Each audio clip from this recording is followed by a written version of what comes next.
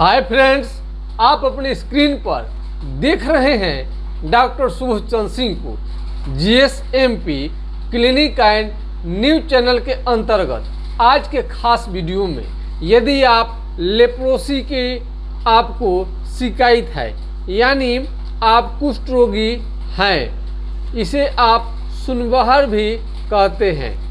आज हम सबसे पहले बताएंगे कि कुष्ठ रोगी जो सुनबहर के रोगी हैं, लेप्रोसी के बीमारी हैं, उन्हें कौन कौन सी दवा, कौन कौन से साबुन, कौन कौन से तेल आपको लगानी चाहिए। कुष्ठ रोग एक गंभीर बीमारी है, इसे कुछ दिन तक आपको इलाज कराने के बाद ही आपको ये बीमारी नियंत्रण में आता है और जड़ मूल से ठीक होता है। कुष्ठ रोग को जड़ से ठीक करने के लिए आपको क्या क्या करनी चाहिए और इसमें बुखार, फीवर, कुष्ठ रोगी को यदि लगातार आपको बुखार आ रहा है, फीवर आ रहा है, तो आपको क्या करनी चाहिए। यदि आप लेप्रोसी के मरीज हैं तो सबसे पहले आप कंफर्म हो जाइए कि आपको लेप्रोसी की बीमारी है। पहले हम आपको बताते हैं कि लक्षण आपको क्या क्या लेनी चाहिए। जैसा कि हमने कई वीडियो में आपको बताया है कि सबसे पहले आपको चमड़ा सुन्न है कि नहीं है, ये आपको देखनी चाहिए। पिन अल्पिन चिट्टी काटने के बाद में आपको समझ में आ रहा है कि नहीं। यदि आपको यहाँ समझ में नहीं आता है और यहाँ का चमड़ा मोटा है, कलर आपको बदलने लगा है, यहाँ पर हल्के हल्के सफ़ेद उजले कई तरह का, वो सफ़ेद दाग लिकोडर्मा वाला नहीं, इसका कलर अलग तरह का बदलता है लेकिन चेंज रहता है, उठा हुआ रहता है, चकते चकते के रूप में भी आ सकता है। और वहाँ पर पिन अल्पिन चिट्टी कुछ भी हलाएंगे, काटेंगे तो आपको समझ में नहीं आएगा। यदि हाथ पाँव में यदि चमड़ा सुन्न हुआ है, हाथ पाँव के उंगली में, हाथ में कहीं भी चमड़ा सुन्न हुआ है तो आपको जलने के बाद, कटने के बाद बिल्कुल समझ में नहीं आता है। और सबसे पहले इसका लक्षण है कि झनझनाहट रहता है। उसके बाद इसके पहले हमने आपको बताया है कई वीडियो में कि आपको जैसे ही मालूम चले कि आपको लेप्रोसी की बीमारी है यानी कुष्ठ रोगी हैं आपको सुनबहरी की बीमारी है, तो आप इसे हाइड्रोकोटाइल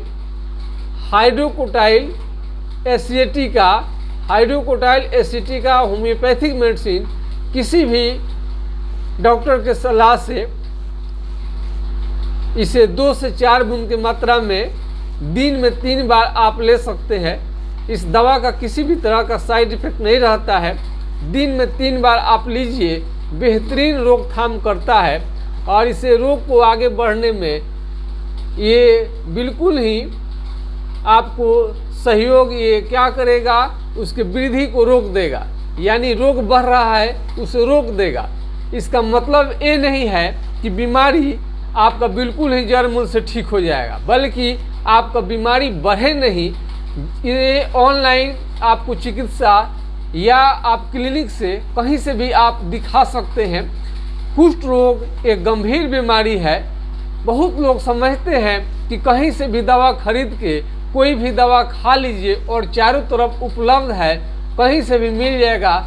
लेकिन ये दवा, हाइड्रोकोटाइल दवा जो है, ज़्यादातर दुकान पर आपको मिलने की चांस रहती है, लेकिन बहुत सारे जो हमारे चैनल के माध्यम से जुड़े हुए हैं वो बोलते हैं कि उन्हें नहीं मिलता है। हो सकता है बहुत दुकान पर उपलब्ध नहीं रहता है, तो खैर कोई बात नहीं है। यदि आप कुष्ठ रोगी हैं तो सबसे पहले आपको हाइड्रोकोटाइल नाम की आपको दवा सेवन करनी शुरू कर देनी चाहिए। आपको चमड़े का जो आप कोई भी इस साबुन आप लगाते हो तो आप इस तरह का साबुन लगाना आपके लिए फ़ायदा होगा, आपको बहुत ज़्यादा फ़ायदा होगा। इस तरह का साबुन है, ग्लिसरीन युक्त आप लीजिए। इस पार से उस पार जो भी दिखाई दे, सॉफ्ट मुलायम होता है। इस चमड़ा को किसी भी तरह का नुकसान नहीं होता है। बहुत ज़्यादा धूप में रख दीजिएगा तो पिघल जाएगा और ठंड में लाकर आप रखिएगा, यानी ठंड जगह पर, तो आपका ये बिल्कुल फिर सॉलिड हो जाएगा। साबुन जैसा का तैसा है वैसा फिर बन जाएगा और बेहतरीन साबुन है, बहुत ही। ये कोई ज़रूरी नहीं है कि लेप्रोसी के मरीज होंगे वही लगा सकते हैं, स्वस्थ आदमी भी इसे लगा सकते हैं। लगा कर देखिए, बहुत ही अच्छा साबुन है, क्या कहना है इसका। तो बहुत ही बेहतरीन साबुन है, सिल्क एंड स्टे। आप इसकी मर्जी है, हम इस साबुन का प्रचार नहीं कर रहे हैं, बल्कि आपको हम ज्ञान के लिए बता रहे हैं, जानकारी के लिए। इस टाइप का कोई भी किसी भी कंपनी का अपने मन अनुसार आप ले सकते हैं। हमारे पास जो उपलब्ध रहता है उसको हमने बताया है कि आप ये साबुन ले लीजिए। ये लेप्रोसी ही, कुष्ठ रोग ही नहीं, कोई भी चमड़े का बीमारी है तो उसमें आप लगाइए, बेहतरीन रिजल्ट देता है। कोई कोई क्या करता है, साबुन नहीं लगवा कर उसे मुल्तानी मिट्टी और ये चोकर क्या क्या बहुत कष्टकारी ज़िंदगी लोग बना देते हैं कि चमड़े का बीमारी हो गया है, कुष्ठ रोग है, सोराइसिस है, कोई भी चमड़े का बीमारी है तो साबुन नहीं लगानी चाहिए, गलत अवधारणा है। ये बेहतरीन साबुन किसी भी चमड़े के बीमारी में आप लगा सकते हैं। चमड़े की बीमारी नहीं है तभी भी लगा सकते हैं, फ़ायदा ही फ़ायदा करता है। और इसके बाद में आपको साबुन के बाद ये चाल मोगरा, ये आप देख सकते हैं, चाल मोगरा ऑयल, चाल मोगरा ऑयल का प्रयोग आप कीजिए। चमड़ा को मुलायम रखता है, सॉफ्ट रखता है। हमने इसके बारे में आपको बता दिया है। और ये कहीं कहीं ये आयुर्वेदिक तुरक ऑयल